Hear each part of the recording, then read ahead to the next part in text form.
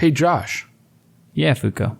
Have you heard about the new dojo special going on right now? Fuck a bunch of dojo specials. What do you think? I'm trying to get better bagpipes? I know, it's like another special, right? You've heard a million specials out there. Let me tell you, the special for August is this. You get a whole 12 months of Piper's Dojo University for $250. Wait, what? Whoa, your ears just perked up? Yeah. Wait. What is that normally? $360, $30 a month. It's usually more than I can afford. Way dumbass. more than you can afford. Yeah. But you get a whole year. Pay up front in August. World special. $250. Go to Go to Chanarant.com. Hit the bell. Hit the bell. God damn it. Go to Chanarant.com/suckless and you can get the $250 special for a whole month. For a whole year, excuse me. Listen, you can make the band in a year.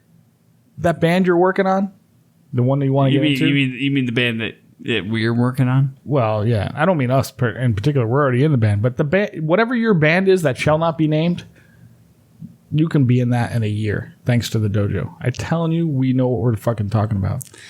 Yeah, as much as I hate to give Doogie credit, it is a fantastic program. That's all I got. That's all I'm going to do for this ad read. That's it? Yeah. That's all you got? Yeah. Doogie knows what he's talking about. You don't want to give him too much credit. I don't want to give him too much credit.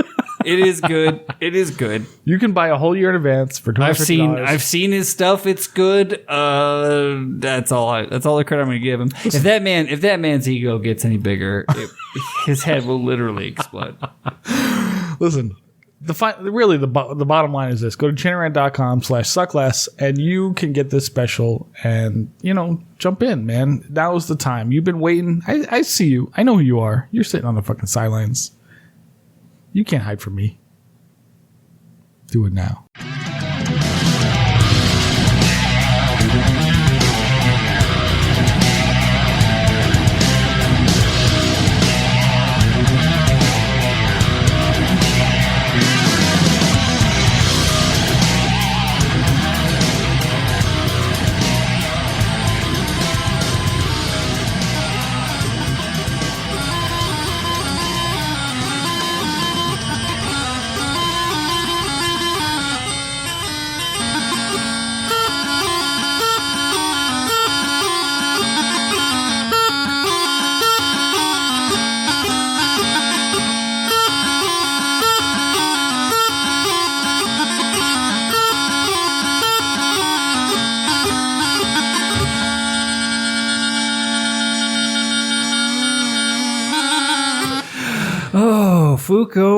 Oh, Fuko, my dude. Yes. You know what really gives me just a burning, itching, pus-filled case of FOMO? You might have to define FOMO for me first. FOMO is the fear of missing out. Oh, what's that, Josh? That all my good friends, compatriots, fellow bagpipers and drummers, one or two sexual companions are all traveling to Glasgow this week to go play in the World Pipe Band Championships, and I'm not fucking going. Well, that does suck, doesn't it? It does. It sucks the big, long, hard dick of the law. And now's probably a good a time as any to welcome everyone to episode 80 of the Chanarant podcast. My name is Josh. With me, as always, is my bearded co-host, Mr. Andy Fuko. That's me. And if you couldn't tell in the first 3 seconds, this is an explicit show, so we're going to give you 5 more seconds to adjust your listening preferences. That's 5, 4, 3, 2, 1. Fucking hell, me. Listeners can review the show on iTunes, Podbean, Stitcher, whatever. You can send us emails and voicemails to be played on air. Like us on Facebook, Instagram, Twitter. If you're Australian, Snapchat. Check out the Chanarant store at Chanarant.com. And this episode of the Chanarant Podcast is brought to you by our patrons, our lovely people who have decided to commit $5 a month to support us, our stolen gear, our crippling alcohol addiction, our hosting fees, our live streaming equipment. And these lovely microphones. You bought these. Well, you reimbursed us. You reimbursed us for the ones that I'd previously bought and then were stolen. But yeah, and then this show's all about the patrons. As far as I'm concerned, let's make this a patron Whatever they show. want. Yeah, whatever they want, we do. We will make this a show that only 60 people have access to from now on. Except get a tattoo. I won't do that. Yeah, we're not going to do that. But yeah, invite, share with your friends. We're always growing. The 6 are always continuously growing. And yeah, man, I got to say, I'm feeling it this week. I'm feeling the FOMO real hard. I felt it. I didn't feel it as bad last year. You didn't? Really? No. Well, maybe you were still in denial and all that, and maybe still a little burnt out from the year before. Last year, I did not feel like the need to be there as much. But also, I mean, I feel like I have more friends that are in the piping scene now, partly from doing Chanarant, partly from traveling. I mean, you know, I feel like I know more people. Yeah. And so I miss them now that I have more. I have a larger circle of people to miss. One thing I do want to ask you, and curious what your we can get into this later if you prefer, but let me ask the question now. In the audience, you can think about this before we get to it, but I've gone to the worlds 2 different ways. Once with an American band traveling over the worlds, and then once we did it with where we jumped in on a band that lives over there. Yeah. What do you think is the better way to do it? I have a strong opinion on this, but okay. You've only had the one experience, but something to think about. Let's bring that up because we are going to talk a lot about the worlds during the actual topic of the episode. So let's bring that up then, because I think that we can really deep dive into some of that. Because I do have some opinions, but I do want to hear some of your prior experience before I give you what I think. Okay, if that makes sense. Yeah, absolutely. Okay, so let's get through some of the. Through some of the. I was going to say bullshit, but let's get through some of the exciting first half of the episode. All the nonsense. All the nonsense. All the sales pitches. All the fantastic people that took the time to write us emails with terrible grammar and or send us voicemails. We didn't get any voicemails this time. The fans have been real light on the voicemails.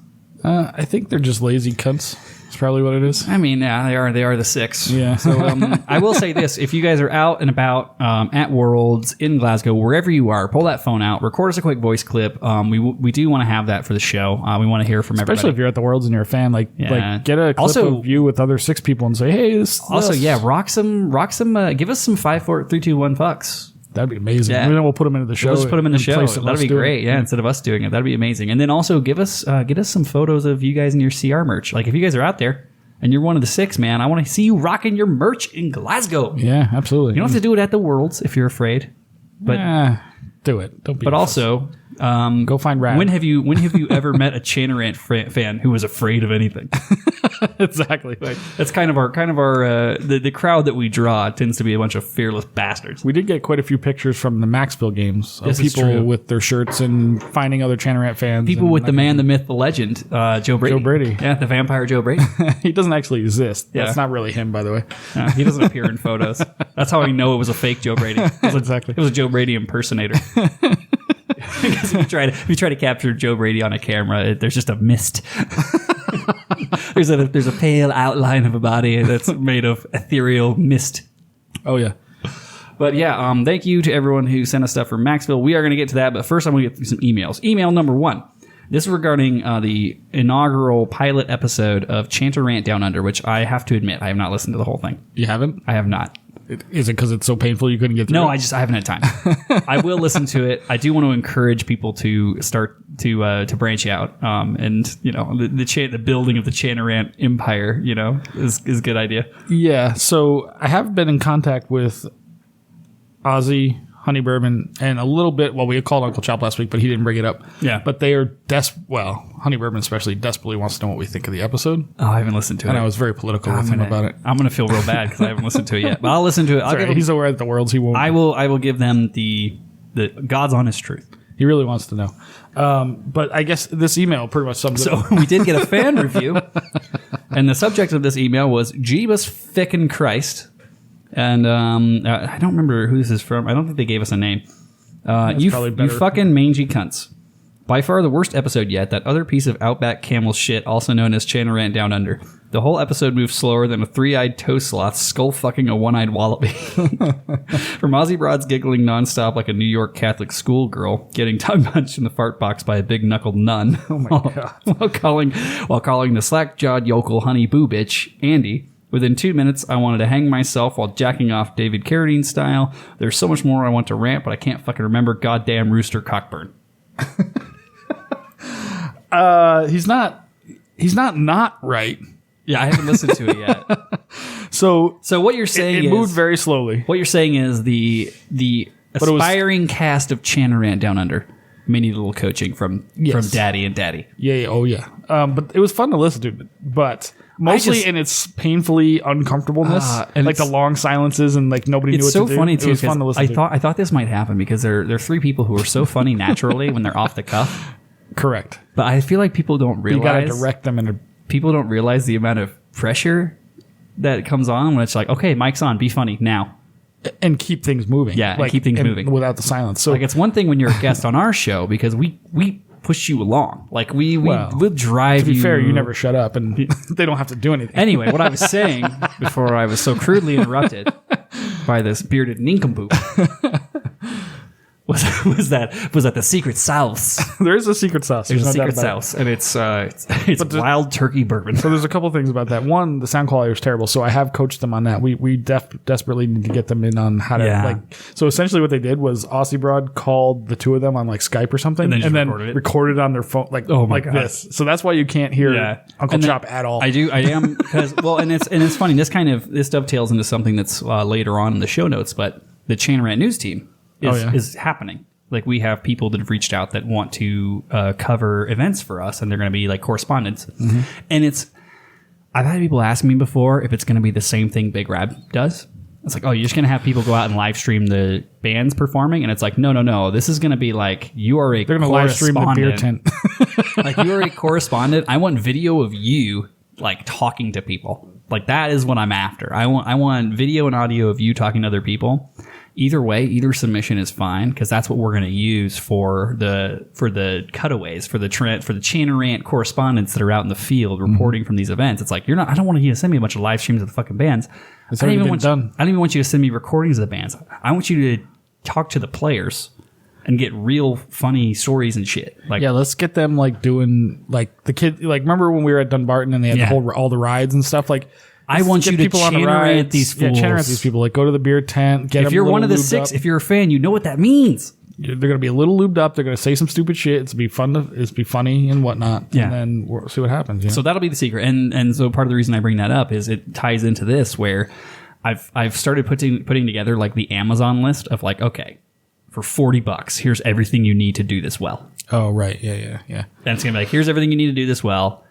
And if you have any questions on how to set it up, just give me a call. Well, I don't want to hit on them too hard because they actually had all the equipment. They just didn't know what to do. Yeah. So they just did the best they could, given that they didn't know what to do. Not everybody can have two audio nerds. Well, that's true. On their podcast team. But these are people who spend more time practicing bagpipes and less time worrying about their audio quality. That's why he's Honey Berman. That's why Honey Boo Boo's a phenomenal bagpipe player. Grade 2 player in the world right now.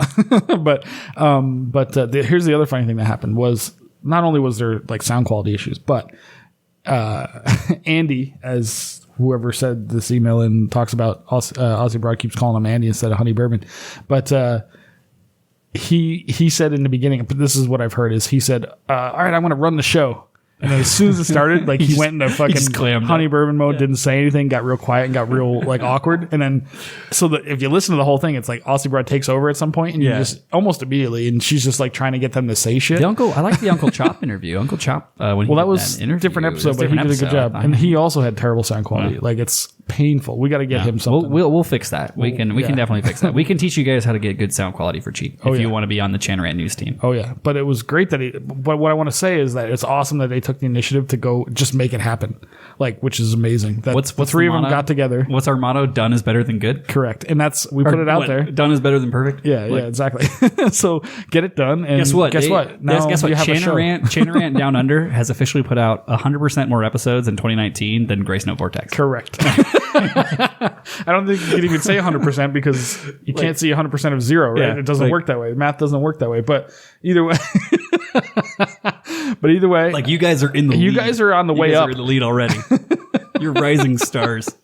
So the three of you idiots, we love you. And we'll it was Skype you great. guys. We'll Skype you guys, and we'll give you some tips. Yeah, no, I've already talked a little bit about them, but we'll get you set up correct, and we'll get. I would love to hear more from them because if you are interested in being on the Chain Rant News team, if you're traveling to a lot of events and want to do some coverage, and if you're funny, especially if you're funny, let us know. chainrant@gmail.com. That thing is launching probably really at the beginning of next season.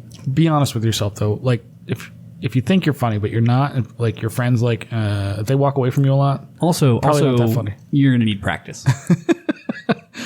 It takes a lot of practice. You got to have like the wit of a Northern Irish person with the ability to talk. Like, Yeah, but you have the wit of a Northern Irish person, but without talking like you have mashed potatoes in your mouth, exactly. preferably. And also, you have to have an internet connection and know how a phone works. Yes. So that excludes most of the Northern Irish and Scottish audience. Yeah. We'll get somebody from Australia's. Well, no, they got decent internet apparently. So Yeah, for a giant prison colony, they have fantastic internet.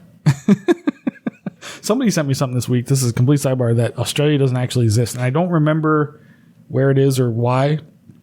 But it was this whole like joke thing on YouTube or something about Australia doesn't actually exist. Is it New Zealand? No. Because there's a It's big like a thing made-up with country. It's a flat Earth thing. You know, that Oh, whole okay. thing. Because there's a big thing with New Zealand where people like every time a map is reproduced, there's never New Zealand on the map. Really? Yeah. So like if you go to like they're like airports, like all these places where it's like, you know, when it says like because it's off the when far off the when map it's like a that you design. No, it's not even that. 'Cause it's not that far off from Australia. So when you see like graphic design, like, oh, we're going to have a map in this picture. We're going to have a map in this, and it's going to be an atlas to show like our company's devotion to the world. There's never fucking New Zealand. John Oliver did a bit on this that was really good. I'll send you the link to it. But yeah, John Oliver did a bit. First I've heard of this. Just all these maps that have no New Zealand. And it's like as if the Kiwis need to be fucked on any more than they already have been. I bet Australia wishes that was true. That Yeah, they actually probably. didn't exist, but Well, Australians are just training the sharks to slowly chew away at the land underneath New Zealand, so one day it'll just sink. But yeah, okay. So moving smartly forward, we have another email. This is regarding Maxville. So Grant writes, let me read this because this is You wanna read actually this my feelings as well. "This is your feelings as Yeah. well." I love how everything's my fucking fault. By the way, like you couldn't have gone to Maxville. I could have went by myself, I suppose, but anyway, it's still funny. So it says, Grant says, once again, Josh has disappointed us all. By the way, wear the Philip World shirts, you cunt. And and that's going to lead into another email. I should just not do anything. Then no Don't one will say expect anything out from loud, me. and then nobody expects anything. But you say it, and then you get yourself in trouble. But anyway, once again, sake. Josh has disappointed us all. And for once, it's not because of his small penis or shitty jokes. No, it's because of him. Hey, fuck you, dude. Medium-sized penis. No, it's because of him. You guys didn't have a Medium Chanarant. quality jokes. Chanarant Moose Edition in Maxville this past weekend. The sun was shining, beer was flowing, and sunglasses were on. Because, damn, there were a lot of hot strange there. Hot strange. Oh, okay. Talking about chicks. Okay. I mean, you guys really fucked up. So This guy can't many be a new Canadian. Is strange a term Canadians use? I don't know. I think he is. Who is this? Grant? No, he's Canadian. No. I don't know. I don't think he's Canadian. Anyway, he says, Do Canadians say strange? I don't think they do. I don't know. He says, anyway, I mean, you guys really fucked up. So many knew of Chanarant, and the tenors couldn't wait to get their panties punched by one of you. Won't say which one. All I'm going to say is Canadians Well, like you're kind of saying which one right there. Canadians like beards.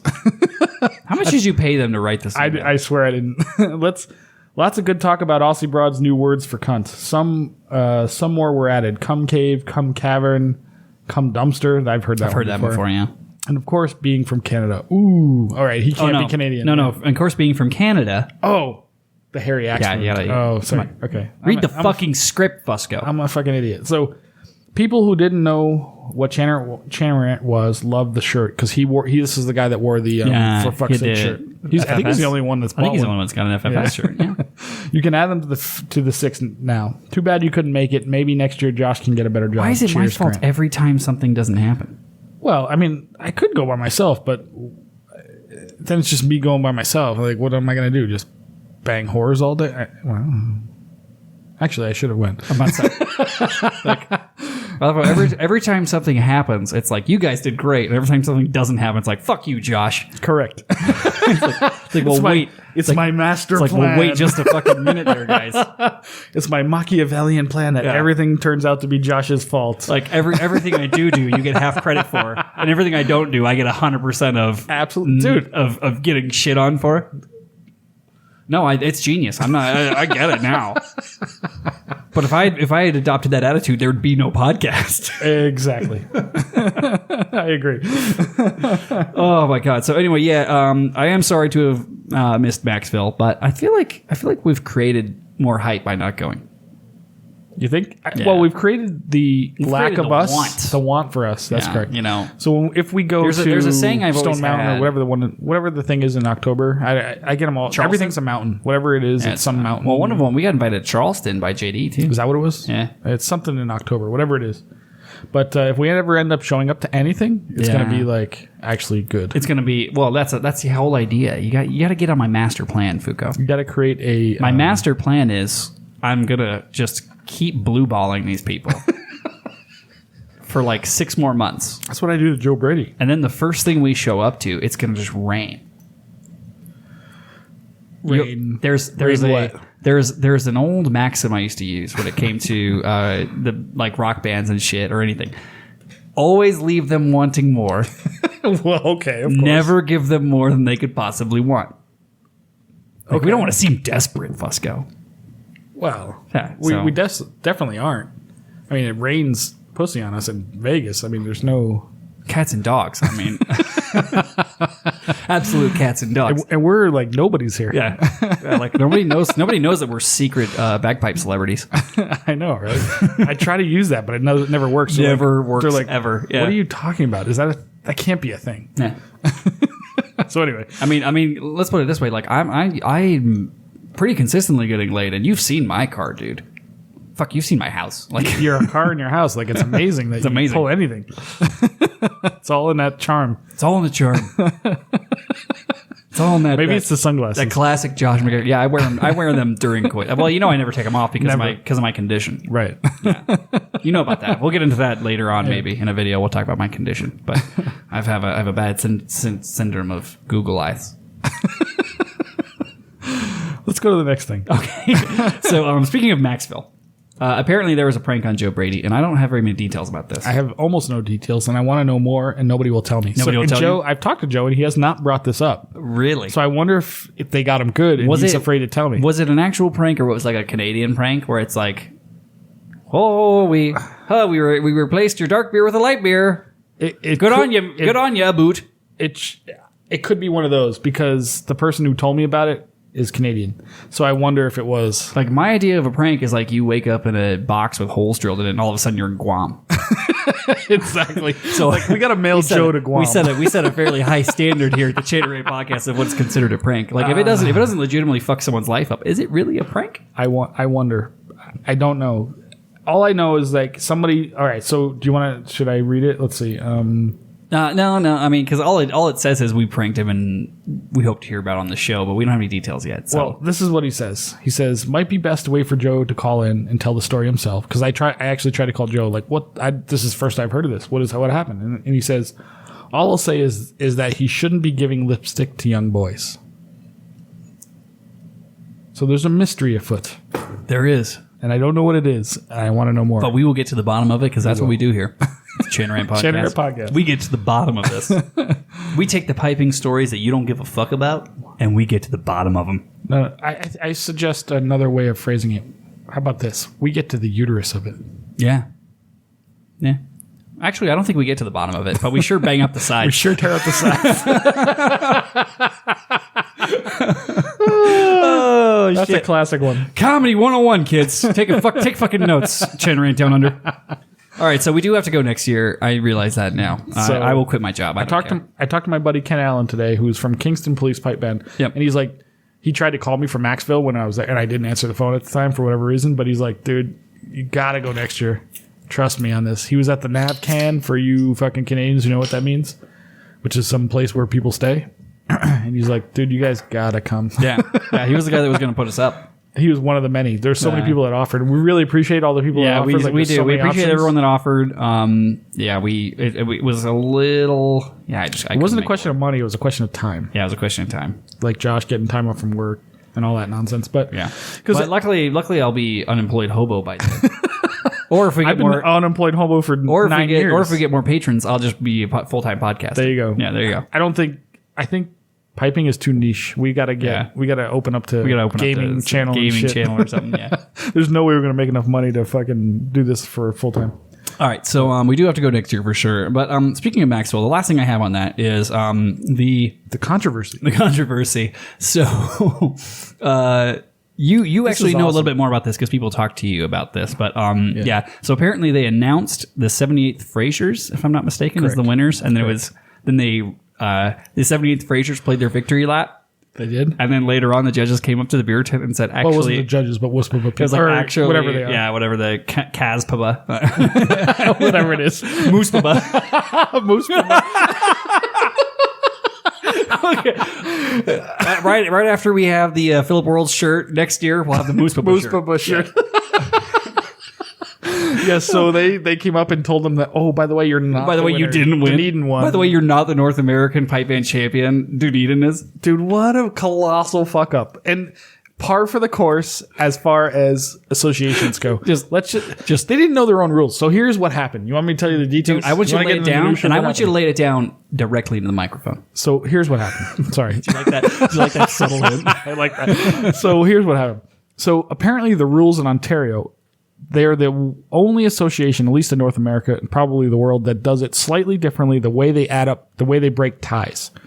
So the pipe major of Dunedin knew this, but when they announced the winner and he went through the sheets and looked at like the way they added up the scores, because it was tied, like whoever won the medley, won the MSR, but they add up the totals of the ensemble or something. They have some weird rule. That leads into another story I saw recently, but we may get into that in the topic of the week. So they just kind of went by what everybody else does, how they break ties, but this guy actually knew, like, no, and because he's apparently he lived in Buffalo for a long time. He did the circuit in Ontario, and he knew the rule. He's like, wait, he knew it better. He knew it better. He knew it better than the fucking association people who add up the scores knew, and went to them. He's like, listen, you fuck nuts. Wait, can you go? There's a drawer in the kitchen. Can you get the markers and color me fucking surprised? How about that? The association people didn't know how to add it up, and he did. So he's like, he went to according to my source, there was a heated discussion in the tent of how to add this shit up. But by this point, 78th has already played their victory lap. The victory lap that they all play in the beer tent. Like, hey, we won. We're the fucking best. Dude. And so they already played. So they had to go take the trophy away from them, give it to Dunedin. And then Dunedin couldn't go play in a beer tent because the other band had already started, right? But what's great about this, I mean, it sucks for everybody involved. I do feel bad because, one, it's embarrassing for 78. Two, it sucks for Dunedin who didn't get to play and who didn't get to celebrate. They didn't get to take their victory lap. Because these fucknuts in associations can't seem to get their shit together yet again. And Canadians, we give them a lot of credit. Like, usually they have it together. But yet again, a failure happens. And it's just embarrassing for everybody involved. I don't think I wouldn't say it has anything to do with judging. The judging did what they were supposed to do. The judges wrote their scores. Once those sheets are turned in, it is no longer the judge's responsibility. Nothing to do with them whatsoever. But it's like, this is the North American Pipe Band Championships. This is why nobody takes North America seriously. You can't fuck this up. Like, go by the rules, figure it out. Like, who made this call to add it up the way they did and didn't know their own rules? I do feel for 78th because that's a shitty thing. Dude, that sucks. I feel for... You think you're the winner and they pull away. I feel for Dunedin. I feel for Dunedin because they did win, but they had to win on a fucking technicality, which is bullshit. Because... Well, I mean... But they didn't get the legit win. Like, they had to go into, like, this is why we won. Instead of just like, you guys won. Correct. Take your victory lap. Yeah. And at the end of the day, I am kind of tickled. Because one, I love it when associations fuck up because it just proves my point time and time again. Well, more importantly, you're glad you're right. And I'm right. And two, honestly, this has got to be the hardest Americans have fucked Canadians without you and me going to Maxwell. Exactly correct. Man, Like the only way any Canadians could have gotten fucked harder at this event is if you and we me were there. So true. Oh my god. I mean, this was like Dunedin essentially went ass to mouth on 78th Frasers. ATM, baby. Oh my god. Hashtag 78th ATM. Oh, that's great. Oh my god. But yeah, it's okay. In all seriousness, now that I've gotten my cheap jokes out of the way, that is really shitty for both parties. I feel bad for 78th for getting fucked on publicly in that way because the people who were in the association didn't know what the fuck they were doing. And I feel bad for Dunedin because that's going to give them such a salty rep. And it's like, it almost makes them look bad because they makes them look like the asshole because they had to go out of their way to actually, hey, no, we won. Like it makes them look like the asshole. But there's money involved. And realistically, like not much, but in that situation, like they're not the asshole. The person who is the asshole is the fucking association rep who fucked it up. Right. Like we used to have a saying back in my frat boy days, where it's like when someone breaks the rules and you enforce the rules and they say you're an asshole, it's like no, you're the asshole for making me be an asshole. Yeah, you're making me look bad because I have to come in and like say in this case, Dunedin looks like an asshole because the association was an actual fucking asshole and didn't do the job well. And it's not like they don't know their stakes here. It's not like they don't know that all these people traveled and put a lot of work in order to have this happen. Mm-hmm. Right. So once again, no, they traveled. At least we know that dipshit fucking association people who couldn't find their way out of a paper bag with two hands and a map is not regulated only to the United States of America. It is world fucking wide. Oh, even the Canadians fuck it up. And yeah. Listen, they like to get uppity with even us. The Canadians. Even the Canadians fuck it up, and they're essentially like robots. Like they're all the fucking same. Hey, par for the course. Hey, whatever. But yeah. Anyway, I'm glad we brought that up because that's fucked up. Although, also, I wish we were there for that because oh my god, that would have been amazing. Content gold. Amazing to be recording at that moment. Yeah. Pipe Major of the 78th Frasers. This is Josh McEachern and Chain Rant Podcast. What are your thoughts on what just happened? Let's put it out for the entire world to hear about and see. Well, the 6 people that listen to us, but the 6 people listen. But yeah, okay. Moving smartly forward. We have another email. This is John Van Dicken, good friend of ours, and he says, "How's it going, cunts? Thought it was time to finally join the Chanarant Patreon army, so I joined when I was bored at my work. Now I just need some merch. Any suggestions, guys? Much love, John Van Dickface. #one of the 6." So I put this out to the audience. I'm biased as to what I think you should get. Obviously, it should be a Team Josh shirt, but actually, did I take those down? I might take those down. But yeah, I put it out to the audience. Let John know what kind of merch he should buy. What's your favorite merch that we have on the store right now, Fuka? It would be the Phillips World shirt if it existed like it was supposed to, but it doesn't. You twist that knife, huh? How many shirts have you designed for Team? I think the zero shirts. Zero. Art is not my specialty. How many show edits have you done out of the 80? Only the good ones. 2, maybe 3. Only the ones that were solid. We both have our specialties. That's why we're a good team. So no, I like the For Fuck's Sake shirt. Especially I'm surprised the For Fuck's Sake shirt didn't have more traction because it's actually one of our better shirts. I think it's because people have already bought all their shirts. Like there's only 6 people. They can only buy so many shirts. And actually, one of my favorites was the Joe Brady shirt. The Joe Brady shirt was anymore. Classic. Yeah, that one. That one will come back probably in a version 2. We might need a version 2 of that. But my trick that I'm doing now is I'll take the same concept, but I want to spin it. Ooh. I want to add a little flavor. What are you going to add to that? Like I have some ideas. It's almost as perfect as it could be. I have some ideas on that one. Oh, okay. Yeah. Well, Joe Brady, watch out. F you, Joe Brady. Yeah, fuck you, Joe Brady. It's coming. So we were talking about the Chain Rant News team. I want to talk about the Big Rab Show. So the Big Rab Show Live is actually, by the time this podcast comes out, it will have already happened. But if you're on the live stream right now, fucking check out the Big Rab Show Live, August 12th. It's part of Piping Live, sponsored by G1 Reads. It's going to be awesome.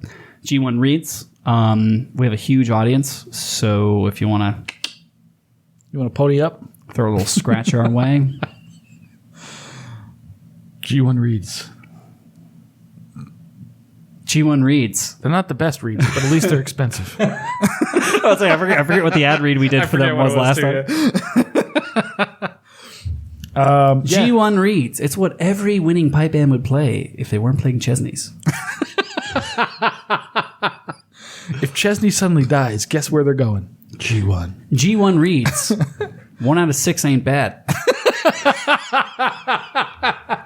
Well, I fucked that sponsorship up. G1 reads. You got to start somewhere. G1 reads. Don't play them in the desert. They don't work out here. Play them anywhere else. Anywhere else, I'm sure they're perfectly fine. I'm sure they're great. I've heard some amazing bands playing G1. But yeah, we fucked that sponsorship up. Damn it. We're never going to get Chanarant Live at Piping Live sponsored by G1 Reads at this rate. This is what happens when you're a pirate. Yeah. You just nobody wants to associate you. Well, but I'll tell you what, the one thing that people can say about us is we are very consistent. That's true. We're consistently dipshitty. We're consistently nice about things that are good and consistently shitty about everything else. Mm-hmm. We will pull the wings off of flies. Yes, this is true. So. Low hanging fruit is the best kind because it's easy. Just look at my love life. Putzko's entire sexual career is based on low hanging fruit and daddy issues. Oh my god! Oh, you have no idea, son. Okay, so moving on to daddy issues. I'm sorry. Continue on this. Mommy Big Rab issues. Show. Yeah, Big Rab Show. Checked out Big Rab Show live. Go support the show. Send Rab some. He has not gotten a lot of messages from Chanarant listeners in a while. How do you know that? I haven't listened to And this we haven't gotten a lot of messages, so what the fuck, Six? I want you to bombard. I want you to blow up Big Rab's inbox, and then I want you to blow up our inbox. Come on, kids. I believe in you. Be part of the show. That's what makes it fun. Record something at the Worlds, pull out your phone, and be like, hey, it's John, I'm one of the 6, or I'm whoever, and I'm here with the hot tenor core from preferably Chesney's band. What the fuck are they called? Kloskelt? Yep. And hey, Adele says Say hi to Adele. Also, on a more somber note, I do want to say condolences to Rab. He had a loss in the family recently, and Rab is part of our family. So his family is also our family. So sorry about that, mate. That makes what I've done very questionable. If he's part of my family. To whom? Wait, did you fuck Rab? Maybe We can't do that during the sad part. His grandmother? Sad part, yeah. She's a gilf. What was I going to say? What am I going to do? And we're no longer friends with her. Come on, dude. Hey, she was a very attractive woman. Come on. She's now passed away. No. Was it his grandma? I have no idea. His grandma? His grandmother, I believe, passed. Will you actually? What do they say? Will you Granny? actually cut this part out? What do they call it? Will you actually cut this out? Maybe. What do they call them over there? Grannies? My granny. Me granny. Oh, you can't throw your granny off a bus. I know that. Yeah. That's in the Scotland, thing. though. I don't know. All right. But anyway, condolences, Reb. Sorry for your loss, brother. We feel for you. I don't. Legitimately. But I'm an asshole. We legitimately do. But we got to move on. So, Honey Bourbon is off to the worlds.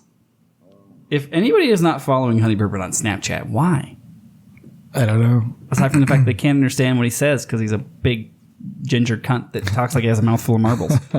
He's off to the worlds. He's having a great time from what I've seen so far. He's very excited and about he's taking his off first a bucket trip list. to He has Scotland, never been. So if you are out there, if you're one of the 6 or you found this some other way and you see Honey Boo Boo, you can't miss him. Dude. He's a big ginger guy with glasses. You can't understand a fucking word he's saying. Get a picture with him. That's the big thing. That's the challenge. At the Worlds, the day of the Worlds. Where's Honey Boo Boo? Where in the world is Honey Boo Boo? Get a picture with him, and we'll send you a sticker. Fucking A, yeah, why not? Free sticker if you can get yourself a picture. Get a if selfie you can find Honey Bourbon. with Honey Bourbon. Hell yeah. Do it. And a free shirt if you bang Honey Bourbon. Yeah, if anybody has sex with him, preferably female, but I mean, whatever. I mean, we're flexible here. Yeah, I'm flexible. Uncle Chops wanted a free shirt for a while. But he's not in Scotland. It's got to be in the time zone of Scotland. Okay, it's got to be in Scotland. Somebody bangs Honey Bourbon, and you can prove it by sending us a picture of him your balls herpes. deep in you. Of your newly found Aussie's disease. Aussie disease, yeah. That's when hunter spiders start crawling out of your veg. Oh, Jesus. Are we going to get to a topic at some point? Yep. So we already talked about wearing your Chanarant gear to Worlds. Real quick, we are discussing doing a Chanarant Worlds live stream for Grade 1. Mm-hmm. So we might do a live stream for Grade 1 of us listening, commenting, and being shitheads. If the only way we're going to do it is if people actually want us to do it. Okay. So if this is something you want to hear and you're on the live stream or you hear this in the 24 hours before Worlds next week when Fusco edits it and it actually goes out, then you have to let us know immediately because I'll have it set up. But fuck, I don't want to have to spend a Saturday live streaming Worlds if nobody's going to watch. That's a good point. So if you're going to be there, I think we have one person who's asked us to do this. So if it's me, Josh, and one person, so be it. But we need somebody. That's like most of our three-ways. Exactly. 92% of our three-ways are me, you, and one person. Pretty much. That's math, people. That's how math works, bitch. All right, and last but not least, before we get on to thanking the patrons, talking to the live stream, and the topic of the week, which is Worlds FOMO, Chanter Rant After dark. Well, that was an experiment in disaster, wasn't it? What a complete and utter disaster that's what happens when you feed Josh a handle of bourbon before the show starts. Yeah, Josh was hammered. I was so fucking drunk. And we couldn't get anybody on the phone because we started really late. And then we got a couple people. Everyone we did get on the phone, you hung up on. So that didn't go well. And then I've not listened to the episode. Full disclosure, I have not listened to it yet. Okay, so I'm assuming I can skip it. Here's what I want people to comment. Feel free to email us on channeran@gmail.com. Let us know. Would you rather just... so I've gotten hate mail for either not putting an episode out or going very late, so I assume that means they want it, or putting a particularly bad episode out. I think we get more hate mail. It was terrible. We would get more hate mail if we didn't put an episode out. It was really bad. So would you rather me just not have put that out? No, we had to do something. Always. You think? Once a week, always. Well, I substituted with Channeran Down Under. Every workout isn't your best workout. I'm not following. Sometimes you have shit workouts, but you got to go every week. Well, you still got to go, yeah. I mean, then that's fair. It was terrible. And also, if we have one really bad one out of 80. Oh, we've had more than that. If we have like 10 really bad ones out of 80, like if we have 40 bad ones out of 80, it's still a way better ratio than any of you motherfuckers aren't making podcasts right now. That's a good point. So guess what? Boing. Boing. Yeah, it's pretty goddamn terrible. I'm excited, I'm though. just curious. I do think that idea has legs, though. Oh no, there's potential there. We gotta start sooner for something that I pulled out of my ass the last minute. Yeah, desperation brings on creativity. Desperation and immediate deadlines usually spark my creativity to a level that is unbeknownst. Right. It's amazing at that point. But so thank you for everyone who answered the calls during Channeran After Dark, and also sorry everyone who answered their calls during Channeran After Dark. Yeah, Josh hung up on you. I had nothing to do with it. He just thought it was funny, and because I was pretty hammed. Okay, so with having exhausted this initial list, I want to quickly thank you to everyone who's in the chat right now. We're about to talk to you. Thank you to our patrons. Fusco, we're gonna do the fail in the week when we come back, or do you want to do the fail and win of the week first? So when we come back, and then we'll go right into the topic, which is World's FOMO. Mm-hmm. All right, thank y'all. We'll catch you in 2 shakes. Pipe band life's not for everyone, and it doesn't always come at the right time. But with the Channerant podcast at patreon.com/Channerant, you can be there at the right time for you and your loved ones. It happens to a lot of guys. You're not ready to pipe band as hard as the Channerant guys do. But with patreon.com/Channerant, you too can be ready anytime, anywhere. And we are back. Thank you for everyone that hung out with us in the chat, the patrons who are supporting this show. Fusco, there's no time like the present. I say we get into the pipe band fail of the week. Right away. Let's do it. Do we know who this was submitted to us by, or was it anonymous intentionally? It was anonymous. That bourbon will make your tongue numb. It really does. So this is anonymous, and we will post this. I posted it to our Twitter already, and to the chat already has it as well. But this is a fail for so many reasons, and we're going to describe it as we play it. Okay, perfect. So there's some audio reasons and some video reasons, or mostly video reasons. It's mostly video reasons, but it's a little of both. Okay, So- I'm gonna move my laptop so I can get a glimpse. Okay, rough, but not too bad. Looks hot. Typical service band, lots of drones out of tune, a lot of flags posted to fucking bass drones for some reason. Kind of a bit of blood and thunder bass there. So hold on, before I Well, okay, wait a minute. So, I'm noticing camera shift. So camera shifts to catch something in the background. Okay. So from what I was told, this is some sort of It's like a pride parade. pride something or other. Don't ask Something me to- how I guessed. Yeah. So there's a person coming up in the background. Okay. An enthusiastic fan. Absolutely. Would you say a natural blonde? Oh, she's I getting don't- down on her knees. Oh, I honestly, I don't think that the Drakes match the dick. wigs. Oh, she's looking crawling on the okay. ground, crawling in the sand, looking under kilts. Looking under kilts. I see yellow flashes. There's another fail. Always a tell. So she's just going from piper to piper, looking under kilts. And some of them are getting not visibly I- uncomfortable. I also think you're assuming. Look at this. Look at them. I think you're assuming a gender pronoun here. They're definitely uncomfortable. Look at them. Like, what the hell are you doing? I'm surprised no one just like mule kicked this fool. I would have. So this brings up so many questions, but so one question that comes to so The correct response there is a mule kick. absolutely, you would not be out of place. This person is on the ground looking up your fucking skirt. So if you were a female, Looking up your what? kilt but skirt, right? So if you were a female and a Well, man was on the ground looking up your skirt, You're assuming it's a skirt because no, they have underpants on. no. Well, my point is that if it was a female, it would be called a skirt, and a man on the ground looking up it would be a serious problem. Yeah, you'd be dragged out by your ankles. Correct. You'd Correctly. be beaten by people. The police would come for you. Correctly. They would beat you. Everybody would beat you. You would correctly be beaten.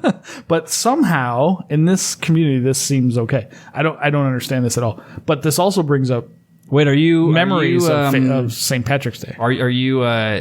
Should I play some sad music for the woes of a straight white male? Absolutely. Yes, please. That it's fair for someone to look up your kilt, but not up a woman's. Why kilt? can't I do it? Exactly my point. But this also brings up horrible memories of St. Patrick's Day when like some drunken asshole comes up to you and like grabs your ass just for the joke of it, not because they're gay or whatever reason. Or they I remember lifts. this one. There's incident. lifters. Yeah, there's the lifters, the people that will go. There's people that'll go down and look just for the fun of it. There's old ladies that'll come grab your kilt. There's people that'll like pretend to pour beer down your bass drone or whatever. I've that's had a million. that's a big different- no-no. Oh my god!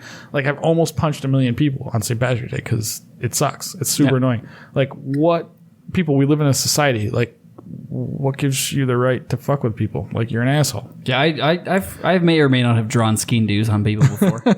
Like this is a big time asshole move by this person who gives a lot of people a bad name by doing such a dumb fucking Also, move. great way to get your ass kicked by a bagpiper. Oh yeah, look at this. Like look at this group of people. This is a lot of. they're obviously a service band. This is kind of a win, in a way, Why? because of the restraint shown Restraint by the the band. That's a good point. Because realistically, you or I in that same circle would have done violence. Oh, I would have definitely done something to this person. I would have like, pushed him. I would have done something. I would have touched him. It would have been hold my pipes. Yeah, no, I would have stuck my foot up, like, and I could give a shit. Like, I'm not like I wear underwear. I could give a shit. I would have just done it. I usually That's don't. the point of it. I usually don't, but I don't want someone fucking with me or my instrument. You're annoying me. Yeah, I'm going. Like just because I'm performing doesn't mean that you have the right to fuck with me. yeah, like I'm not your monkey. Like Yeah. fuck you. That's why I say the correct answer here is a solid mule kick. Yeah, like this guy. Like they look like they're gonna do it. There's some point over here where this person disappears. Like like you can't really see where they go. That would be little a further into- straight fucking mule kick. Like right now, you can't see them, but like you see these guys get uncomfortable on the side. Like they're like looking. They're like, what the fuck is going on right now? Yeah. Which I'm not going to say contributes to the terribleness of their tuning and their playing. No, but- they were shit. They were shit before this happened. Oh no, they were definitely shit. But this doesn't help, and it doesn't. But I will say kudos to the band for showing that level of restraint. Yeah. Also, fuck you to the band because we need to teach people What's appropriate? That if you fuck with Appropriate pipers, you're going to get kicked in the face. Yeah, this is inappropriate behavior, so go fuck yourself. Yeah. You I deserve a kick in mean, the there face. have been plenty of times where we've handed off pipes. It's like, hold this. I have to go have a conversation with someone. Yeah, so, I don't know. Like, hashtag me too. We've all been there, right? God, Pipers, really? hashtag me too. Absolutely. Have you been there? You ever been inappropriately touched thanks to your kilt? Oh, totally. But not in a way that ever made me feel unsafe. Me neither, because I can Because fight back. violence. Yeah, I can fight back. But still, it's inappropriate. Like don't be. Let's not go down that rabbit hole. Oh, I will. I know. Get me started. Yeah, this is how we get even more demonetized than we already are. This is how Aussie Broad and I fight constantly. Pipe band win of the week. Ooh, so this is a good one. So who do we have? I don't know who we have for this. I have not seen this yet. So the win of the week is this. So are you aware that the band that shall not be named Oh, tread lightly there, grasshopper. puts on a... You almost told the Chainrain audience what our actual band is. my None God. of them know. It's not like they could figure it out. This is like Batman's secret identity. Nobody knows. So are you aware that the band that shall not be named puts on a concert every year? Wait, we do? I think so. But Did we do this last year? I think... I don't know. I was hammered. I was about to say, was I there? And how I was drunk drunk was most of the winter. I was drunk most of November. But we do a Celtic Thanksgiving concert. Ooh. And we always bring out a... Well, what better way to celebrate the the most American holiday. the enslavement and massacre of an entire Native civilization than Americans. with turkey and bagpipes? Yeah, I mean, exactly. obviously. So we do this thing, and every year we bring out a top-notch piper to Usually participate. me or you. Usually me or you, but sometimes we have to fill in with somebody else when you and I are very Someone busy. who's more sober. Yeah. So this year it is now official. Plane tickets have been booked. Hotels have been booked. Strippers are bought. Strippers have been bought to sit in the room and wait and receive him, and not only the day he arrives, but in other ways as well. Yeah. But the man himself. Wait, we didn't splurge too much though. We got the chicks with ticks, right? Oh yeah. Okay. Oh yeah. No, we didn't spend a lot of money on this. Trust me. We don't want to splurge too much. We want them to do the splurging. Yes. You know what I It's- mean? Listen, it's all in the mouth abilities. Like, they may have a little bit of stubble, but Yeah, a little stubble. hey, that's all right. Yeah. It just creates friction. Yeah, you'll be fine. So anyway, Callum Beaumont himself is officially our piper for the Celtic Thanksgiving concert. Calibo! And he has no idea what he's in for. He's And fucked. He's such a nice boy. He's proper fucked. He's proper fucked me. So the win of the week is I'm going to play a little bit of him fucking kicking ass because we're going to have him this year. So and our concert will be like this, but better. it's going to be better because I'm going to make him do cooler shit. But this, I think this is cool. And the reason I picked this is because you and I played this tune Ah, shredded at Bowie. some point.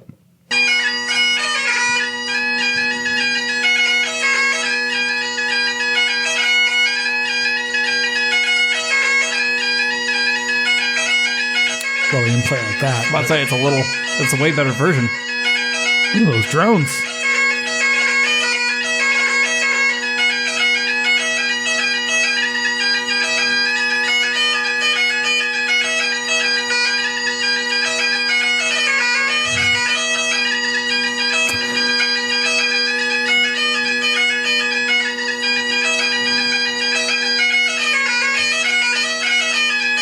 So we'll post the link, of course, and you can go watch Callum all day long on YouTube. Ah, But, diggity damn, Callum B. So question, can you play a high A burl?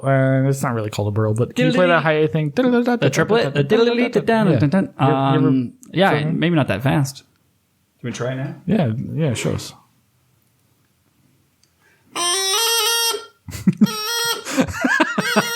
This is the first time you've ever attempted that, is it? Oh, that's not bad. That last one wasn't pretty too bad, good. yeah. The last one's pretty good. Yeah, you could call it a high A burl. It's Try it, really, yeah. I don't know what they call it actually, but Keep in mind, man, that's my strafing thumb. yeah, you don't get to use that one as much. But yeah, it's pretty kick-ass. that thumb is reserved for Rainbow Six Siege. Hold on, let me crack it real quick for the audience. Oh my god, that's wigs me out, man. That's called MLG. But yeah, man, we got Callum is official. We have some other surprises, things coming. We're ready to go. I also received word, a special note to you. You ready for this? It's not from the fairy fucking godmother, is it? No. Timmy H is coming out for the concert to play. Timmy H! Oh, my dude. I'm so excited. So he'll be there for the concert as well. Tim I'm is trying to get Cahill. Yeah, we got to get Cahill, get Tim. Yep. Get the crew, man. There's some people playing. It's going to be fun. Get the boys. And the funny thing, like, I'll put this out now, like, for the people that are in our area and even a little bit beyond our area, I mean, we have people that have flown down and played with us before. Like, we are the fucking destination pipe band right now. That is correct. We will send you the music, learn the shit. We'll send you the music, and if you can learn by November and you want to come down and fucking jam with us and have a good time in Vegas, then what are you waiting for? Yeah, man. Like, earn your yellow flashes today. Earn them today. At Chenerant.com/Patreon/yellow flashes. But yeah, man, that's gonna be awesome. So those are our wins and fails. So that's fantastic. Go check. Well, and that's such a perfect precedent because Callum, I'm assuming, will just be sitting sadly in a beer tent at Worlds because he's not playing with a band that I know of. As far as I know, not as he'll just be hanging out, crushing the puss, and which is what I wish we were doing at Worlds this upcoming weekend. We're actually single technically, so I wish we were going to Worlds. I wish we were going to Worlds. I wish more because I enjoyed the fruits of the labor more than you did because you had a girlfriend at the time when we were there. But yeah, but also, I mean, there wasn't a ton of play for old Joshy Poo. Yeah, maybe it was too early in the career. Yeah, it was before people knew of my prowess. Maybe, but so let's get back to the original question: what's a better way to attend the Worlds as a player?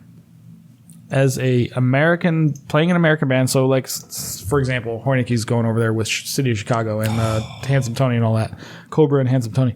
And that's cool because you're with your mates and you're having a good time and you're trying to make a thing for your band and do well, blah, blah, blah, or whatever.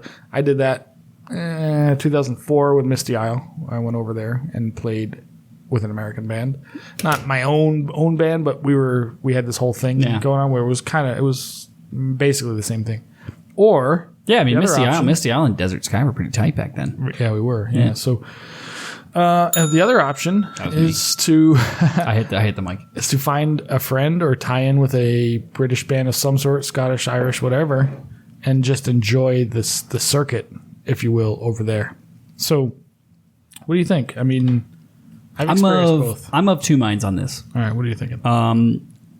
I think that for me personally, going over to play with the Breest, #Team Breest, Team Breest, that was the best way for me to do it, I think, on my first trip, because it was also my first trip to Scotland and Ireland. And I'm a big fan of when you go to a country that's not your home country, not barricading yourself in with familiar faces. Okay. Yes. Like when you travel to a place for the first time, I think it's really good to barricade yourself in with people who are not familiar faces. Meet new people, and if you have people that are your friends that are locals, like that is the way I want to experience a country. Correct. And for me, that trip that we did was more about I think it was more about the experience, the travel experience, than just the piping. The piping was the vessel that got me there. The fact that I could play got me there. And the fact that through the band that shall not be named, we had enough notoriety to be known, got me there. To get the invite. Yeah, to get the invite. That's what got me there. But I think that I was very happy to be introduced to that scene without any barrier. It wasn't like me as a piper in an American band asking my pipe major if what we were doing was correct based on the social norms of the area we were in. It was like I was just immediately immersed. So by the time the Worlds happened, I had been immersed for 5 weeks. Absolutely. Or 4 weeks, I think, at that time. I've been immersed for 4 weeks with a band that had done it a bunch of times. Every year since they've ever existed. And I met players in other bands that had done it at that point. I played, 3 majors before that. Well, 2 majors. I didn't play the first one. And so I think that was a great way to do it for me, having never been. So I think they're both valuable experiences. I would say that the way to do it would be to do the first way, the way we did it first, get in there with no safety net, and then get in with a crew around you, because then you can be kind of a leader of that team to some extent, because you have that experience. I'm glad the first time I went, I didn't go with a band that was an American band that I could rely on to make me feel more comfortable. I had to get out of my comfort zone. I had to meet new people. I had to, get the Turkish barber to burn my ears and fucking cook down. Right. That's right. I forgot about that. That's part of the fun of traveling, I think. And I think that when you travel with a group, there's a danger of you don't actually get out of your comfort zone because you're in a group. That's like when people do. I've had friends that traveled to Scotland. They did like the bus tours, and it's like you're just on a bus with 30 Americans the entire time. Correct. Exactly. So you're not absorbing anything. Oh yeah. I mean, maybe a little bit, but generally, yeah, you're right. Like, the whole point of traveling is to be, well, in my opinion, maybe not, but is to, like, become part of that culture and actually experience that. To be immersed. In some way. Yeah. And I think not to be immersed in a whitewashed version or, like, a commercial version. To be immersed in the actual culture of the place you're visiting. Yeah. So, because otherwise you're just spending money. Like, you could just go to Disneyland and get the same fucking effect. Yeah, there's just trust me, Florida. You can hear Irish Florida is Florida is just as weird of a culture as anywhere else in the world. Absolutely. Of the two ways that I've done it, the one I enjoyed more was definitely being part of a band over there, and that doesn't mean going with your home band wasn't enjoyable, because it was in a different way. But what I liked about that experience in particular was, by being part of a band that exists over there and has such a history, and the people are in the scene, is that you get so much more connection to the other people in that scene as well. Yeah. Which is so much fun. Like, is meeting Cody or it's completely the whole, hanging out with the tenor core of Valley Breast, and then all the people they knew because they've been doing it for so long, like being connected to everybody. To all those people. They knew everybody. And there's a band every fucking 10 miles. Not even less, probably. And like for me, one of the things I truly appreciated as well was like having that level of history, playing with a band that had so much history and that was so excited to tell you about it. Because this year is the Band That Shall Not Be Named's 20th year of existing. Oh my God, it is, isn't it? Which sounds like a lot, but compared to any of the bands over there is nothing. Compared to any of the bands on the East Coast is nothing. Compared to any of the bands in Canada is nothing. So it was nice to we have this conversation a lot on this show of, what the fuck am I doing this for? Why am I killing myself to do this when no one's going to care? But when you travel and you perform with another group, or you hear the history of these bands that are 20, 60, 70 years old, you get a little bit of... Valley Breast was like over 100, while we were there, it was like their 106th or something. And it's one of those things where it's like, you get a little bit of appreciation for the fact it's like, okay, it sucks for me right now, but down the line, like the 85th year of the Band That Shall Not Be Named, which will probably happen. Think about that. Like, don't get me wrong, nobody's going to remember us. But they might, because we were there at the beginning. This is true. Our name might be in the history annals of the Band That Shall Not Be Named. These are the guys that fucked it up. It's entirely possible. These are the guys that screwed it up for everyone. I'm dead, and it won't matter. But I do think that there's, it gave me a little bit of hope of, and it definitely recharged me, because you know this. At that time, I was so burnt out. Like, I was really not in a place where I wanted anything to do with our band. When was this? This was when we went to Worlds. Oh, okay. Like, when we went on that trip, I was like, fuck this shit. Like, I'm doing all this work. Nobody gives a shit. Like, all I'm getting told is what I can't do. Correct. Which was kind of the spawn of this show that we're on right now. Correct. Yep. There's a little. But like, I was really burnt out, and that was a trip that definitely like recharged me. Oh, it was amazing. But there's a lot to be said for the other way around. So here's a weird connection between the two things, right? So the first time I went to the Worlds, which was 2004, I went with Misty Isle, and I knew a couple of their guys. We played with a couple contests with them over the year before that, and there was only 3 of us from Vegas who went with them, and most of it was California people, but it was myself, Graham, that fucking funny motherfucker we called last week, and Bryce Parker. Yep. The 3 of us went, and then Bryce's family went, and some other people. But my roommate, here's the weird connection. The guy, just coincidentally, the guy that I got hooked up with in a flat, we stayed at like Stirling College or some shit in Stirling, fucking Scotland, was this dude, Chris Brannon, who is also a funny fucker. Who's also a funny motherfucker, but it just coincidentally. Is he still alive? Oh my God, yeah, we hit it off like you wouldn't believe. Like, we were like flatmates. So he's across the hall from me. Giant dude too. He's a big dude, yeah.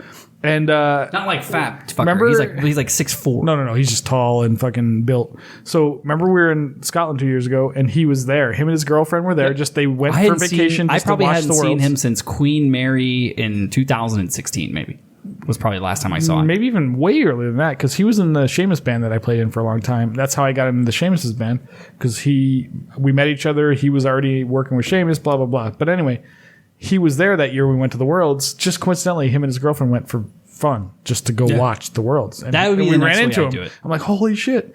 And he was in San Diego a month ago. I ran into him there. I talked to him quite a bit there. And so it's just a weird connection. Like, so I went there with him. Him and I became very good friends. We played in a band for like the next 5 years. I played in the JJC band with him for 5 years. And very good friends, and went there, and he might. We'll be getting him on the show, There's man. questionable. He'd be a He might have fucking banged my sister. I don't know, but that's a whole fucking thing. Which one, the ugly one or the mean one? I'm not going to answer that. I almost had that clip. But but anyway, it's just weird the connections you make, and it's awesome that you become friends. So I do suggest, I mean, our band is contentious. We have a lot of contention in the band that shall not be named between people and their experiences and their level of experience in the pipe band world and stuff, because we got a lot of new people in the band. Well, our band is entirely new people. Almost entirely. And so it's not that have only, no concept It's of not what only this is all entirely about. new people. It's new people that don't have. I mean, and like Any you can, reference to any. you can say it's experience. Like I think the way we fuck up sometimes is we use the term experience, and they think that is related to how long we've been doing it, and it's not really about the time. Like you can be doing this for a long time and have a very narrow breadth of experience if you have not gone out of your comfort zone ever. Correct. If you haven't traveled, if you haven't done different events, if you haven't made friends with people in other bands, if you haven't gone to perform with other bands, like.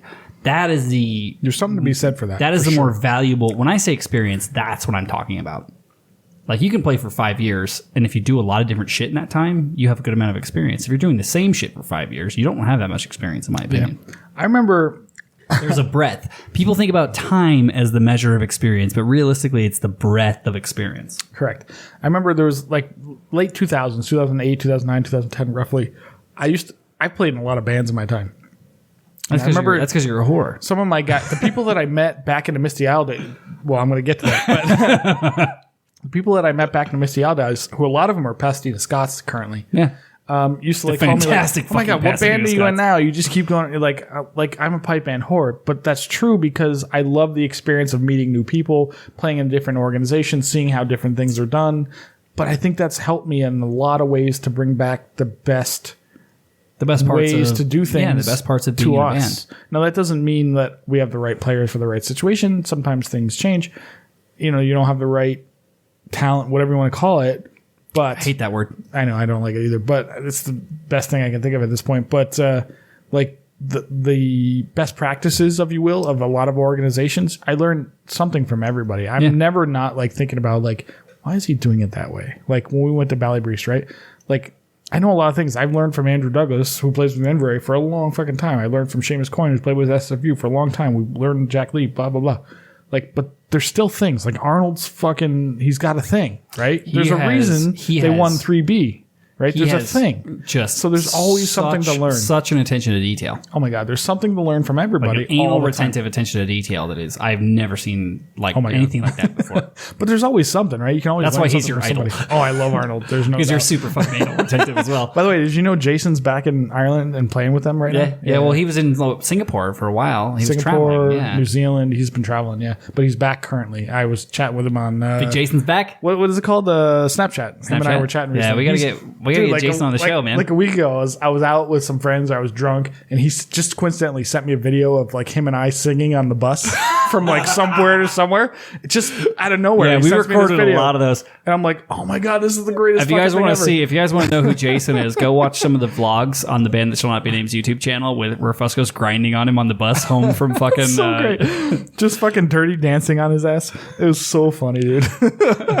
Was that Dumbarton? I think that was Dumbarton. It could have been. It might have been Worlds because he had your white glasses on. That was Dumbarton. Was I it? think. Okay. Yeah. So, but these are the experiences that you can't. You can't replicate it, dude. Yeah, and I think. Well, one, I want to say.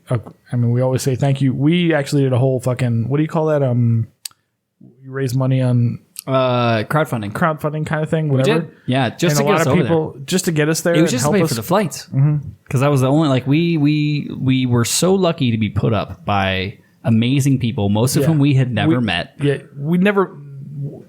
Mostly, not at all. Most people we stayed never with met. Adele's father, who never met us in his life. We lived with Adele's father for 5 weeks, who was the most amazing person, and we met him the day we showed up at his house with backpacks. Correct. It was Josh and I with a backpack and a fucking our bagpipes, and he's like, "Let's fucking rock! Come on in."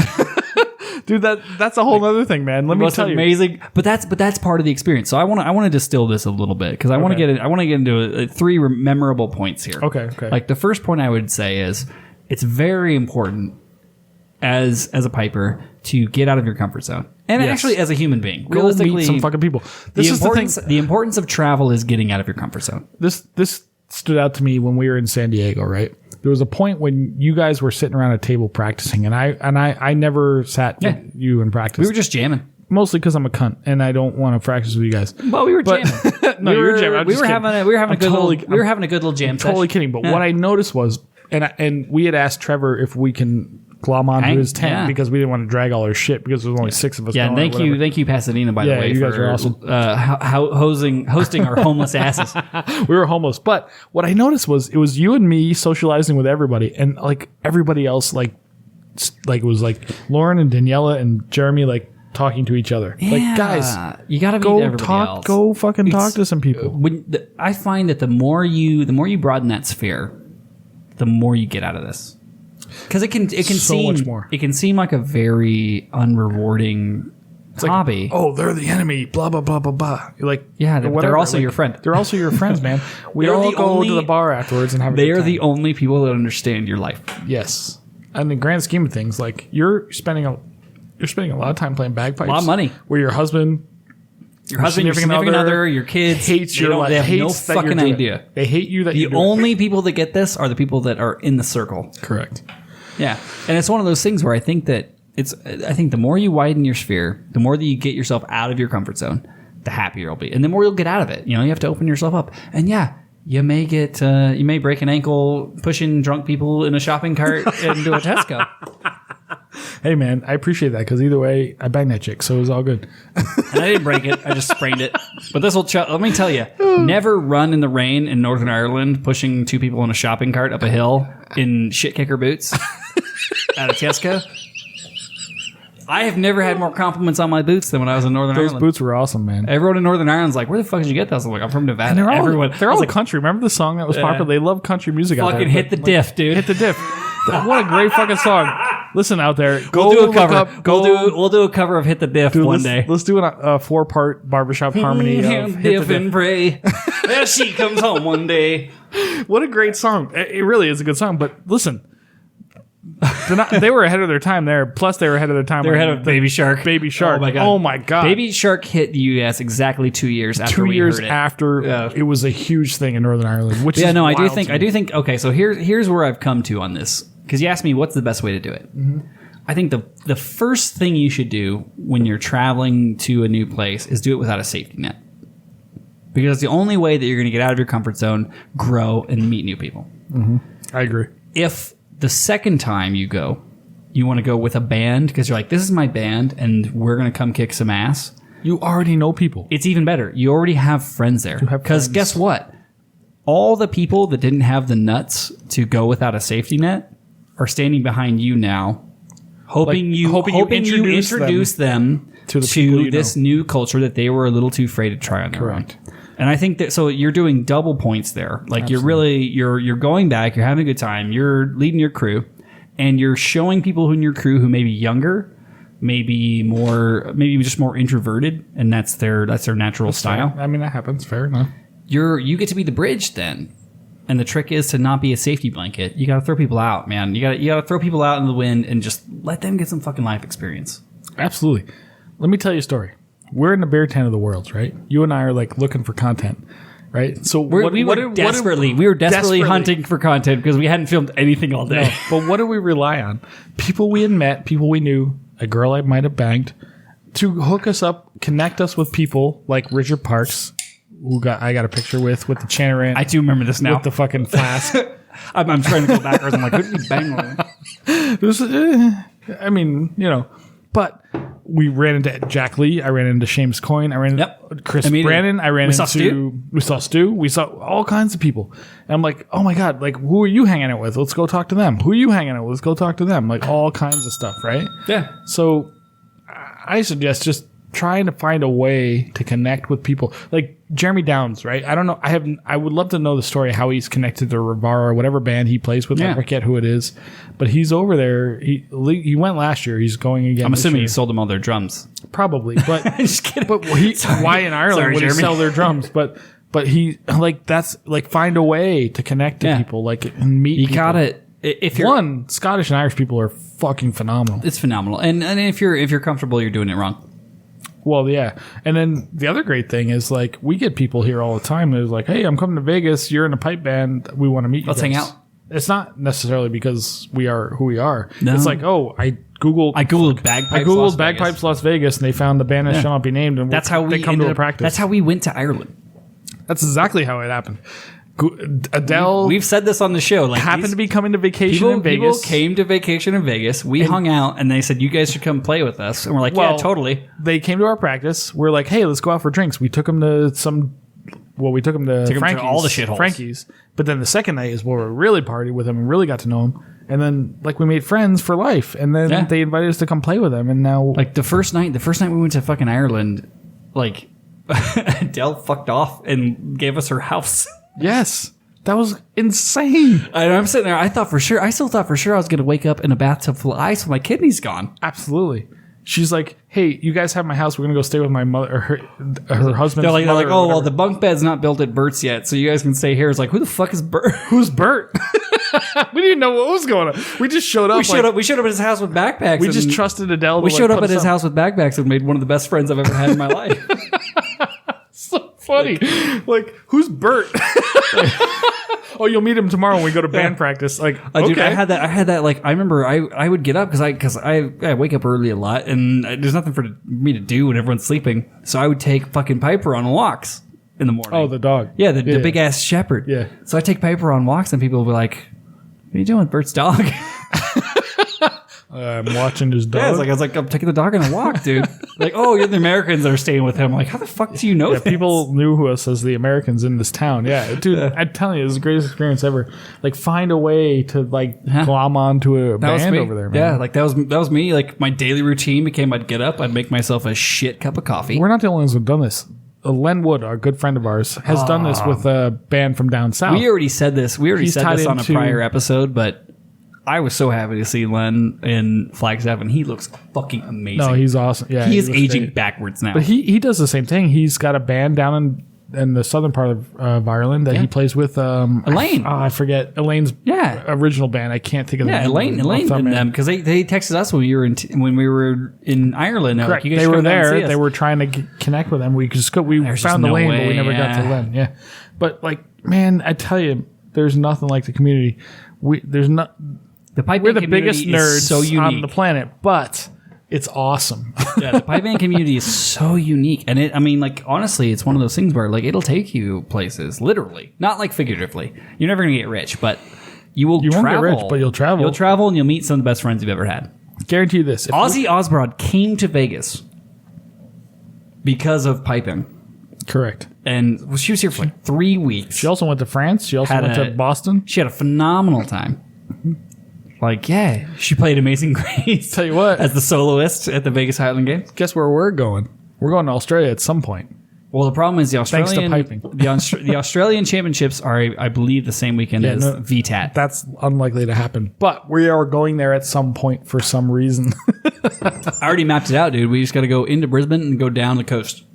I don't care where we go. Brisbane, down I just want to meet Australian broads. Brisbane, down the coast to Melbourne, and then back up, and we just fly away. Is Melbourne close to Brisbane? It's not. No, Melbourne's like the south coast.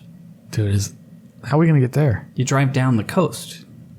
Dude, it's a bigger country than you think it is. It's huge, but you drive down. You drive down the coast. Okay. Hey, I'm in. Either way, I'm there. I don't give a fuck. I'm not going. I mean, the fucking eastern side of Australia, fuck off. I'm not going there. No. I don't want to go anywhere central because that's where all the spiders and the fucking alligators Well, the are. spiders and gators are everywhere. Because it's a goddamn. The great white sharks. We're not going to the coast. Because Australia, We're not going central. I saw this recently. I know what you're talking The about. meme where it was like, you know how you? Oh no, it's Carl Pilkington that is on Ricky Gervais's show, and he's like, you know how like you pick up a rock and there's critters underneath it. Mm-hmm. Australia is just the rock of Earth that has all the critters. Has all the critters on it. That's so true. The entire Australia is the rock that you pick up in all this like nightmare. all the critters that aren't here are in Australia. So Joe Rogan, we all know Joe Rogan has a podcast, and he had a guy on who's from Australia, and he's a hunter. So they were talking about hunting shit. But he's like, this Australian guy was like, dude, America is so much scarier than Australia. And Joe Rogan's like, no. Australia is way scarier than the U.S. But he. Well, it depends on whether you go made into a the good bush or argument. whether you go into a Walmart. He made a good argument. Well, that's a good point. Those crazy fucker white male people that with guns in their hands, you got to watch out for. But no, but he was seriously talking about like we don't have mountain lions in Australia. Like there's not mountain lions eating people's, and there's not bears eating people's. Yeah, fucking, but you know have what I mean? spiders and snakes that can kill you. Spiders and snakes. We have And snakes spiders too. and snakes He was are scared quiet. to death of rattlesnakes. This guy, and he was Rattlesnakes alert you that they're there. exactly. That was The Joe snakes Rogan's in point. Australia don't say shit. They bite you. You die. That was Joe Rogan's point. It's like, no, rattlesnakes tell you. There's fucking spiders that just bite you and you die. Dude, I've seen the Silently. spider. There's a spider that Aussie broad has named outside the back of her house. She sent me pictures, and I'm like, I'm never going to your house ever. Yeah. Just because of fucking Carl or whatever Yeah. she named him. I forget his name. I was like, what are you talking about? And I used to have a snake, but he was a ball python. They're harmless.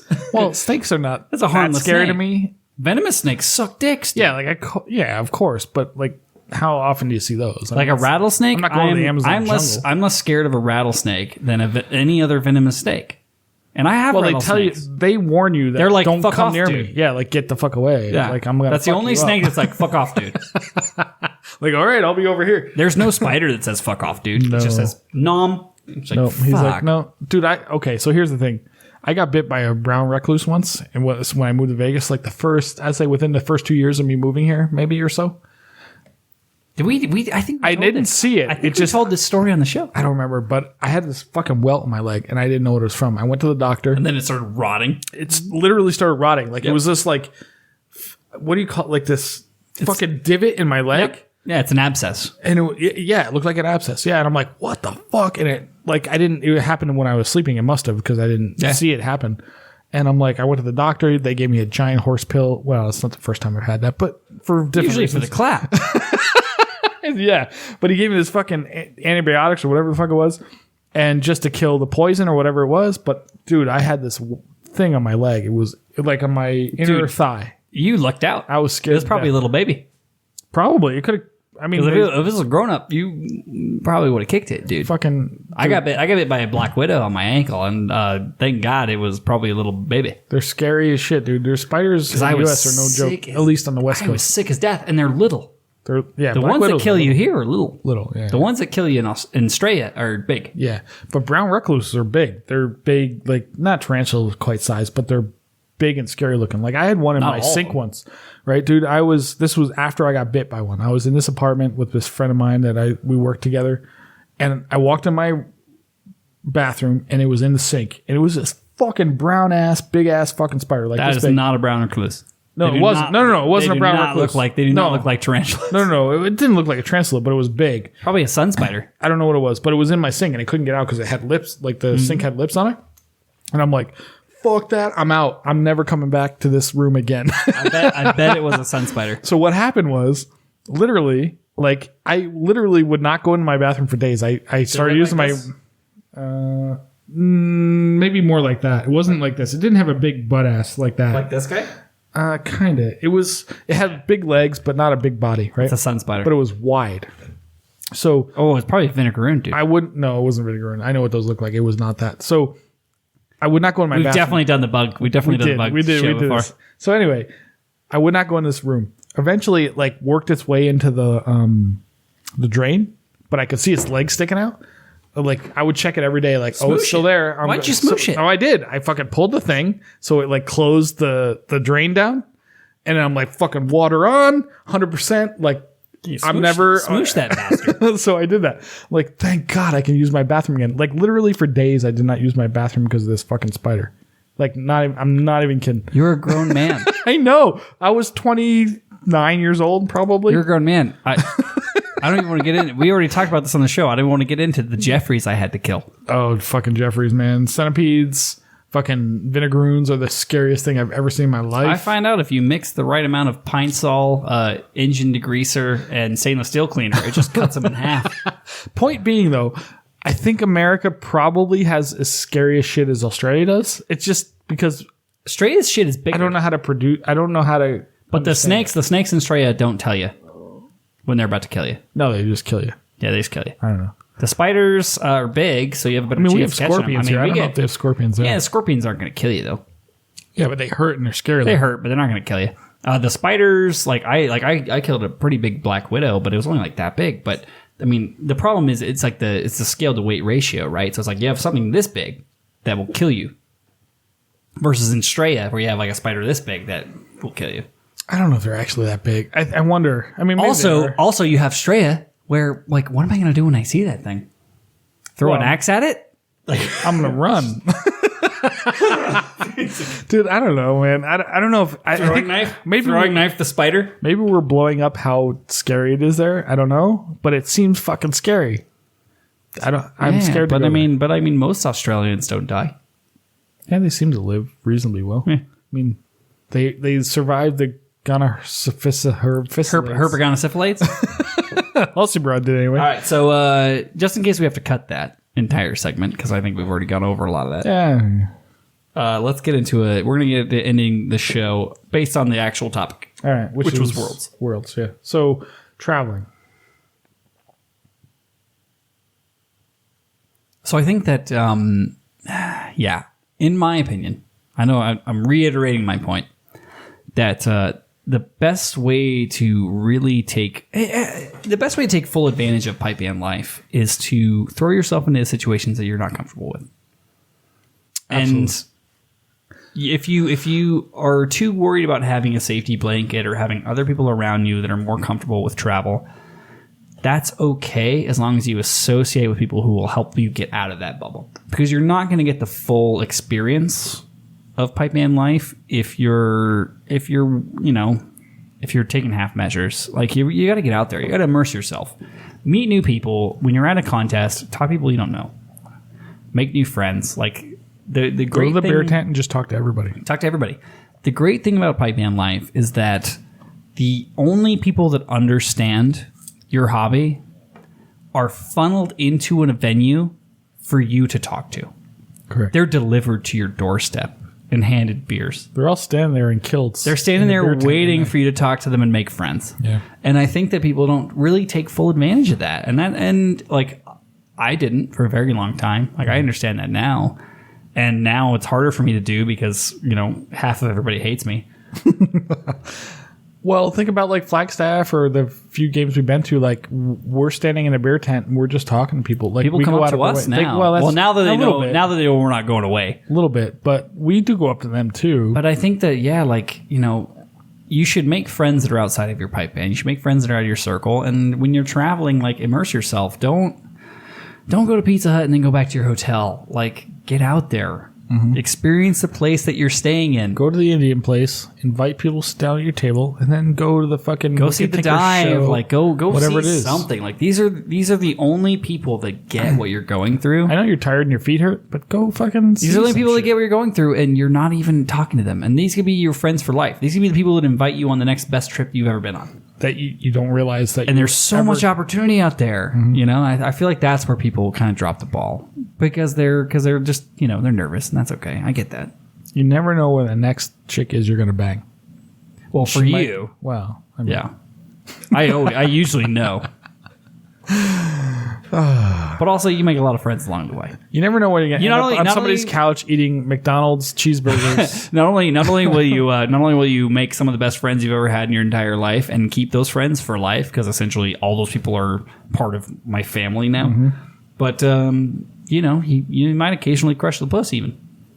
Hey, there's nothing wrong with that either. Especially if they have low standards. Or if you're a female, get the Especially if they have low standards and we're having a row with their boyfriend. or crush the dick. Hey, it's not We're my equal job. opportunity. It's not my job to police whether you're have a boyfriend or not. It's not my job. But yeah, so Fusco, on this FOMO episode of Worlds, and I miss all of our friends. I wish I was there seeing them, but I think we'll see them soon. What are your final thoughts? My final thoughts are this. I wish I was there. I saw some pictures of Bally Breest in a parade today, I think it was actually. Team Breest. It's really great to see those guys back trying to get it back together. They're trying to put it all together, and that's awesome. And, find a way to make your way there, like whether it's your home band or whatever. My conflict is this because we talk a lot of shit about, like, don't go to the Worlds because it's nonsense. You can always just attend. It's also the greatest time ever. You can always just attend. I do think they do the it next wrong. time. The next time I go, I would rather go as an attendee than as a competitor. Oh, I would always want to go as a competitor, but I get what you're saying. I want to experience it as an attendee. I get it. That's fair. There's a certain camaraderie to being, even if you're in 4B, like being somebody that played there. You know what I mean? There's a certain thing about that. But either way, I mean, you've done it before, so it doesn't matter so much. But I say go. Do it. Make the fucking pilgrimage. It's like going to Mecca, only cooler because you don't have to get on your knees And and pray. maybe they'll get the fucking winners right. Unlike Maxville. Unlike Maxville, yeah. I mean, you never know. They could fuck it up too. There's been years. God, would that be amazing? It would be awesome. That'd be 2 episodes done, written, in the bag.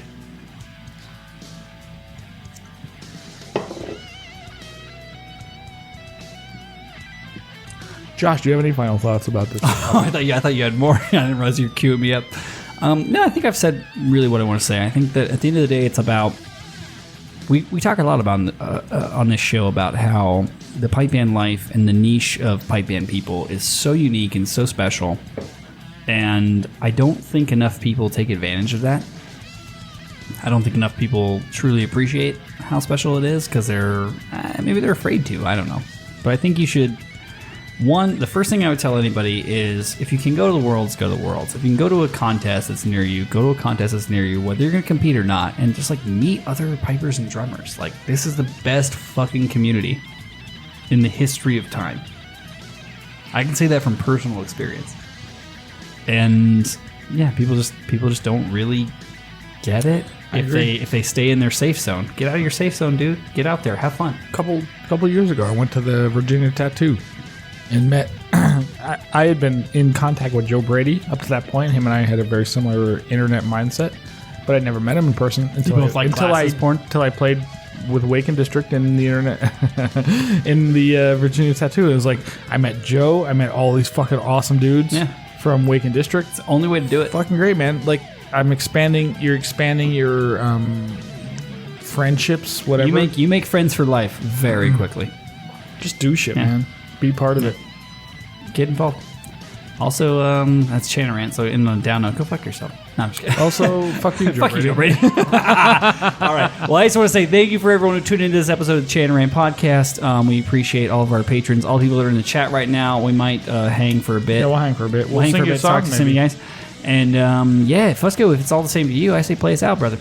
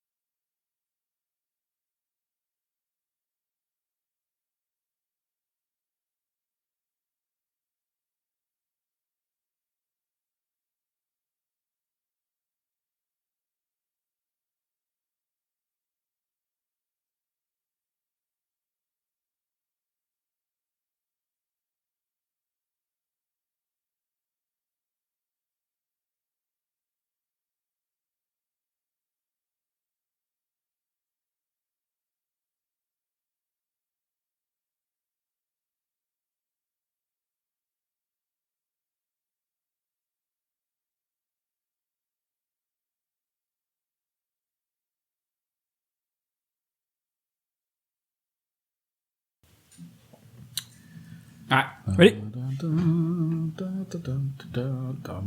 I am. Let's see. Ready? 1, 2, ready, go.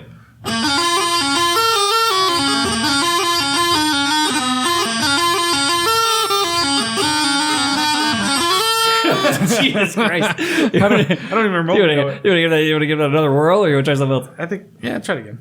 I swear we used to play this. You did. This was a band tune when I was out of the band. Oh, okay.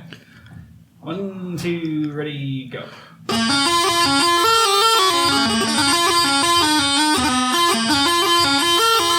Fuck, I don't know, dude. What is that one part? That's it. You got to do another E. Okay, now I know what it is. Okay. Yeah, ready. 1, 2, ready, go.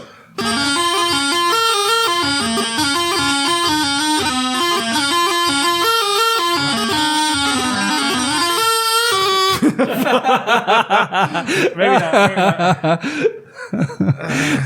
Can't do it by ear. It's too much pressure. That's okay. You want to pull something out of the archives then? You can do a little jig out of the archives, like a rock. Have we done? We can do "Rockin' the Baby." I'm sure we've done it, but what the Yeah, fuck? but who the fuck would know besides Ozzy? That's a good point. Ready? Count off. That's you. All you, buddy. Which one are we doing? "Rockin' the Baby." Da da da da. Okay. 1, 2, ready.